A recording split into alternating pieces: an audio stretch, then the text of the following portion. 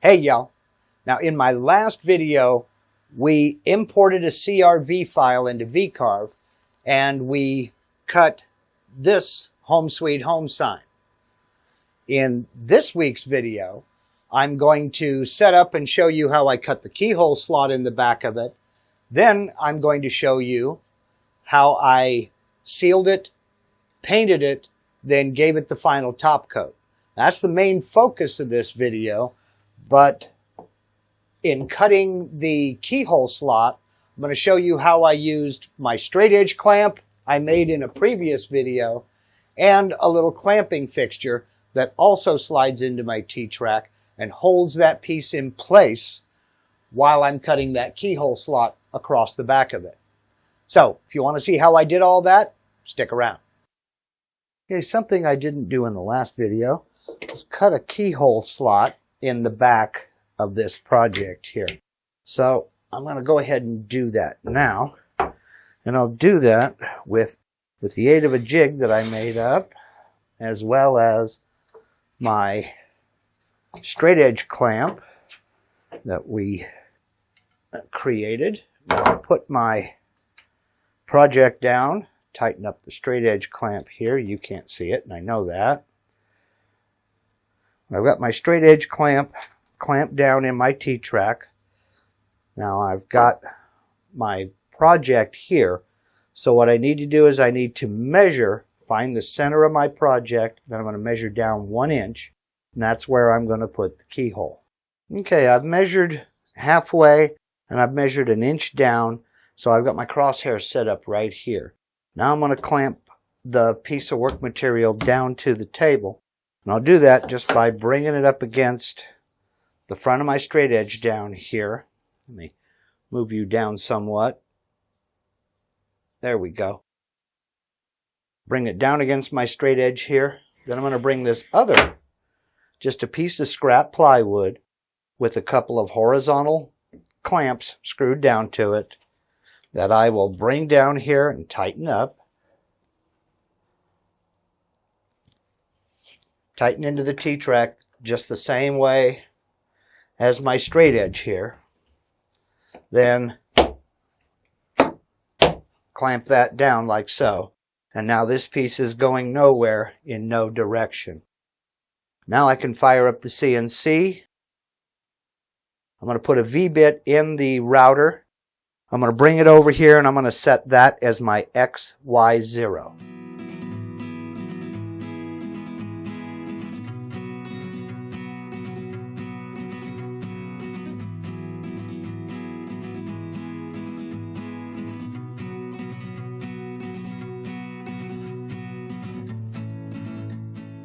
Okay, with the keyhole cut, now I can take all this loose and get down to sanding and finishing.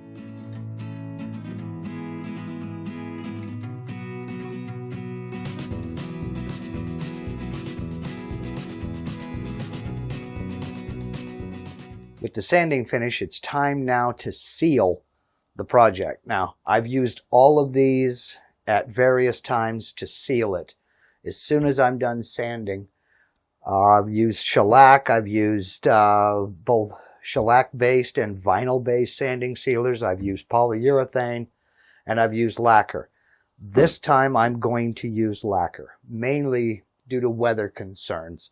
We're supposed to get quite a bit of rain here, and I need this to dry and cure fairly quickly, and lacquer is going to do it. It's been my experience, they all work about the same. It's down to personal preference. The main thing is before we paint, before we do anything like that, as soon as we're done sanding, 2 coats of some sort of a sealer, 2 thin coats of some sort of a sealer to seal all that grain before we apply the paint. So I'm going to save you the agony of watching a guy shake a rattle can and spray. I'm going to give the whole project 2 light coats of this clear satin lacquer. Then we'll move on to painting. Now when it comes to painting the project, there's probably 100 different ways I can go. And I've tried a few of them. I've tried the El Cheapo 70-cent acrylic craft paints from the big box stores and the craft shops. I've tried acrylics and enamels for model cars, but I get the best results out of these. Now, this brand here is Sherwin-Williams. It's an interior latex paint sample that you would get from your friendly local big box store, right over in the paint department. It's house paint. It's interior house paint, but it's house paint nonetheless. You can go pick out whatever color you'd like. They'll match whatever color you need. And these little samples are $4 or $5, something like that. So it may be a little pricier up front than the cheap acrylic craft paints, but they really cover a lot better. I use them with an inexpensive set of artist's brushes made for acrylic paints, and they really get the job done. I've been very happy. Now, they only have interior in these sample pots. I have not found any place that has exterior paints. For what I'm doing, these really, really work good.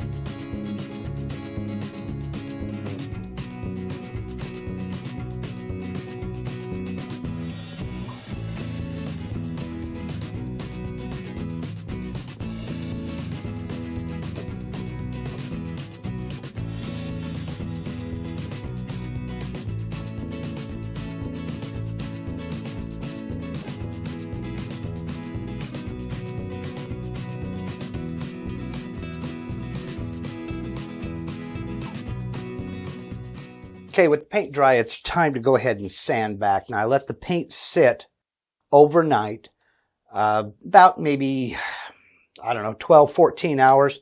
As you can see, I didn't take any special care to keep the paint within the lines. This is one of the reasons why I sprayed it with the lacquer.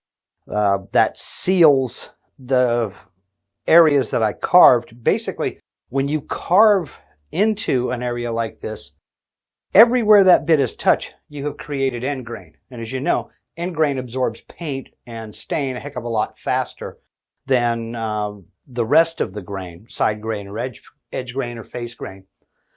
So by sealing that, there's less of a chance of this paint, any of the pigments, bleeding through into that newly created end grain. So now it's time to go ahead and sand back.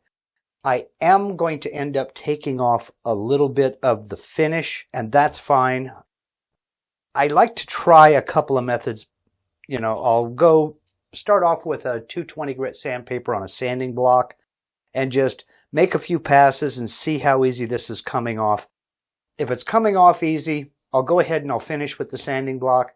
If it's taking a little bit more, or if I have to go down through the finish and get into the grain where any of this paint actually got into the grain, then I'll use random orbit sander with 220 grit. But for right now, I'm going to go ahead and start off with some 220 grit sandpaper on a sanding block. Okay, after rubbing back and forth a little bit, I want to take a look at my block and see, is it coming off in dust or is it plugging up this sandpaper? And it's doing okay. I'll just remember to kind of wipe down my sandpaper every once in a while and hit it with my little duster brush to get any of the finish off so it doesn't just ball up and start clogging up the sandpaper.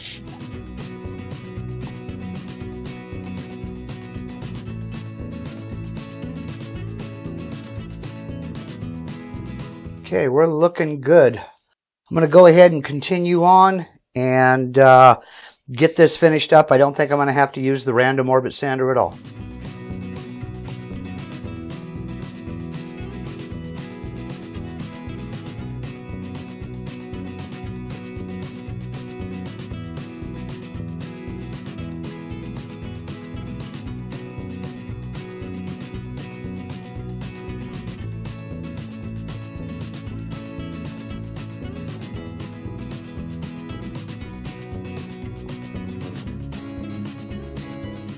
Okay, with that finished, now I'm ready to sand the edges, the back, all around here, blow it all down with the air hose, and get ready for the final top coats.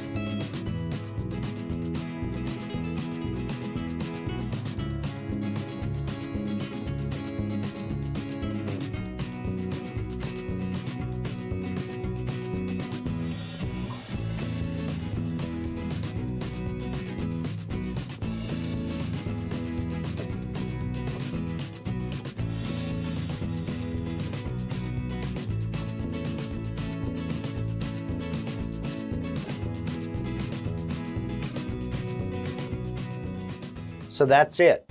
That's the method I use to paint and clean up a V-carved sign like this one here. Now, some of you may be asking why I didn't go ahead and go straight with the random orbit sander, why I use the sanding block.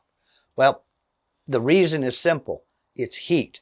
If that lacquer or shellac or just about any other finish that you would use to seal the project wasn't completely cured, I run a risk of that heat building up and melting that finish and smearing it all over the place. Don't ask me how I know that happens. So I find that by painting with a brush rather than spray paint lets me get more control over where that paint goes, so that details like these texture lines that we decided not to paint don't get filled with paint. And I don't have to spend a lot of time masking that off. So, a combination of using the brush on regular old latex house paint and then sanding back with the sanding block keeps me from having to do a lot of preparation work and makes the process go a heck of a lot smoother. That entire time lapse of me sanding this project before I sprayed the top coat was 12 minutes long. So you can see it doesn't take very long to hit it with that sanding block with 220 grit sandpaper. So that's it. I hope you got something out of this video. If you did, please give me a thumbs up. And if you'd like to follow along with some more of my CNC adventures or keep up with the Vectric software tutorials, I do hope you'll subscribe to my channel. Now, I've put several links down below in the description box. One is to Dave Gatton's homepage, where you can get information on a Gatton CNC kit of your very own. I've also put links to all of the tools and supplies that I used to make this project, and I've put a link to my website where you can get a little bit more information, or maybe cruise over to the t-shirt shop and check out a t-shirt or a coffee mug. So I'm going to wrap it up right here. Thanks again for sticking with me. And as always, whether you subscribe to my channel or not, thank you very much for watching. And y'all take care.